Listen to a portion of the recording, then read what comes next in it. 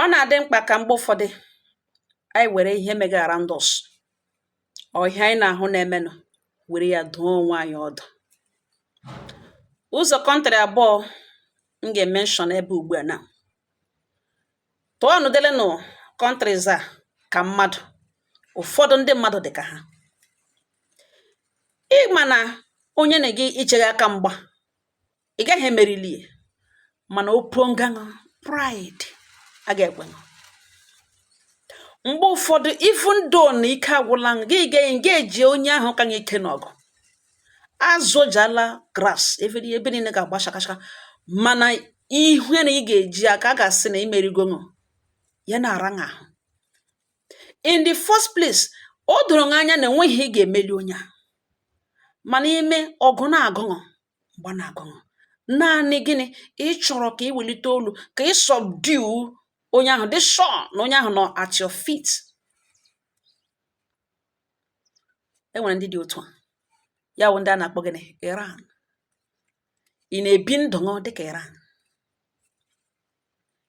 ịnụgide nnọọ gị bido ihe ma ị na-aga efinishili gị bido ọgụ ya doo anya na ọgụ adịwala hot, ị gaghị emeri gị kpite ishikpi akpanụ bịa ka emejie ya na ara ṅa him admit na a ga-emeri or gị kpitekpe. Unu lewedele no according to Donald Trump na Iran eme na announce that na Strait of Hormuz na ọ dị permanently open, na emepeli na ọ dịla open. Ọ dịla open, emepeli. Ugbu a na enwene US presence all over that place. Now ka m judelenu ka anyị gbakọ ọnụ ma tige. Ị makwa how many generals Iran luzuru? Ị makwa site ha niile, city, ị makwa displacement, ị makwa damages, destruction, casualties a na-enweta from war. Iran suffered today. To what end? To what end, ụmụnne m? Ole again. Mgbe ọgụ na obideke, US okpokọtabe for peace mission. Mgbe niile akpọga ha peace. Mgbe niile bịa ka na egbuo abịa na tebụl. Mgbe niile bịa nọ ka edozie. Mgbe niile asa bịa aga ekperele bịa, emecha asa bịa. Mgbe ụfọdụ a ga na-aga ọzọ information a ga-enweta ọzọ gbum atọọla n'Israel. O kporoọla ebido ịma mgbe ụfọdụ ma agaga peace nwa ka na alụ mgbe niile ụmụnne m ya kporo hụkwara na kemgbe alụwara ọgụ a na-akpọfu udo n'obodo ha jụjụ wishi.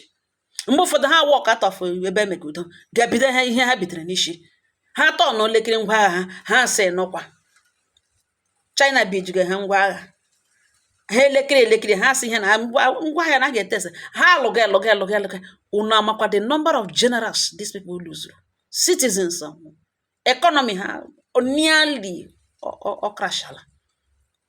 Still ihe ekwe alụga ọgụ ahụ nọ emepekwele the Strait of Hormuz ọ dị open, emepele na ha m jụga kedu gan ụfọdụ ụmụ nwoke ụfọdụ ụmụ nwaanyị dịka ha Iran ka ha ewere gbakwa.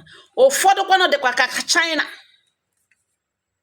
China na US baiga war ha abụọ ga-eshishi, mana mgbe niile Trump bịa ya sị China this China akpa mee ka ha anaghị anụ ya emeri mala China mee nwa gara US abịa file na ha chịrị ikwere n'ọgụ ha gara eweta ka ọka egirie ya China electricity ha mara mma ka anọ ya sọ ashọchaṅụ aga alụ ya nọrọ na your space. Mgbe niile Trump ba ya ekpekigere na China, mgbe niile ya sị China support ga ha, mgbe niile ya sị China hapụ ga ha, mgbe niile enweghị okwu were hapụ ikpe ikiri China akpa mee ntị ka ha anụga ihe Donald Trump na-ekwu kpaa full time. Ọwụ na ha enweghị ngwa agha, ọwụ na ha enweghị nuclear weapon nwa na na-ekwu asụ Iran agaghị enwe. China nwere enwe nga ọbara ụba. China na US baiga ọgụ taa ọ ga-adị ka elefant na elefant, mpi na mpi, gbengam. Ọ bụrụgodu ma US ọ ga-ewin, China ga-akọ ha gwogwo ya kwa na China ga-ewin, US ha ga-afụ ha. Mana mgbe niile Xi Jinping Donald Trump, yeah, is right. My home is right because so consider the country, or consider how far they have come, or consider the developments, or consider the behanaga, or consider the citizens. In our log, name when she name when hot. Aga send her backwards, rearrange her for do her in the name of war, send her back to 1818. Nana log. China later now they are talking about 50-50 war all by steady development. War once war patra again with displacements, again with setback. China man is right. For whatever. Ụfọdụ ndị mmadụ dịka China. Ikwu elu kwu ala. Ikwu ntụtụrụ kwu ekpere ihe ha ma wụ otu ọ ga-esi mee ka ọ dị mma. Ụfọdụ ụmụ nwoke na family they ignore nonsense. Ha anaghị enye distractions attention. Ha anaghị heed to distractions. Ha na-eme ụtọ ọ ga-abara family. Ote nwoke a ga-esi mee ya ezinụlọ ya gaa n'ihu, not side talk, not by asịrị, not by ya nọrọ na-akọ, not by eche echichi ga bara uru, not by ọga nwunye this and that. Nne ụmụ side distractions ndị ahụ ụfọdụ nwoke dị focus ihe ha chọrọ ụtọ ọ ga-abara family ha. Ya ga-eme ka family dị mma. Gị sọ ka na-agụ ha sị ngwa buru wenye. Ha chọrọ ihe chọga ha chọwa ụzọ ọzọ. Ha anaghị achọwatachawa ha awụhụ ndị gide ha awụhụ ndị do you know who you get mana nga ba will deal with you. You will know by the time I'm done with you. They don't engage in any type of fight. Here ha ma wụ ha chọga ebe ọka mma ha chọrọ gawa ebe ahụ. Some men and women are like that. Ewo China ka ewe Iran. Agodo ka ga abụọ. Russia sọkwa ngana. Enwere ihe ekwu America kwere na-ete mgbe na aga ebo Russia ka ha bụ ka ha na-arụ ha emekwa is right. Ihe ha nọ ntro wi na-ebiga Iran ngwa agha na-ebugide ha na-azụ na ha nọ business. China kwa na smuggle ebiga ha na ndị ga-emere business ha kpa US gogide Xi Jinping ibu ogụnwa megeke oge megeke ya mente ka ọnụ ya iche na ọma ihe ka o weji ngwa agha o ji alụ ọgụ. Onye se erie ya onye si erie ya ọgụ a na-akwọ bele Strait of Hormuz emepele American soldiers na-ekperikarị ebe niile ọ kpọrọla ugbu a now akwa Iran ga-alaghachiwa na ga-rebuild bido ihe n'isi ọzọ dịka ibe ya wee wụrụ this AI artificial intelligence pụtara now o megekwe more harm than good. Mgbe ụfọdụ gị na-ele vidio ị ga ile ka ịghọta ya ka ahịa ọzọ ga na AI ihe niile ọgụ a niile akwụrụ na Iran na Israel ọgụ a niile ma America ihe niile the number of AI video generated of that war all ka the real video of ihe mere. People na comment Iran na-ewin n'internet Iran na-ewin n'internet as America field na America dewa strength ị ga-eji comment on the reality. AI generated videos ekwe anyị ntị okwe honyo itishebe all few people wouldn't analyze this war as it was going. Ohere n'ọnụ a ga-eji nwa ego ọnụ na ihe mere n'otu hụ ihe mere nọ AI videos ekwe propaganda.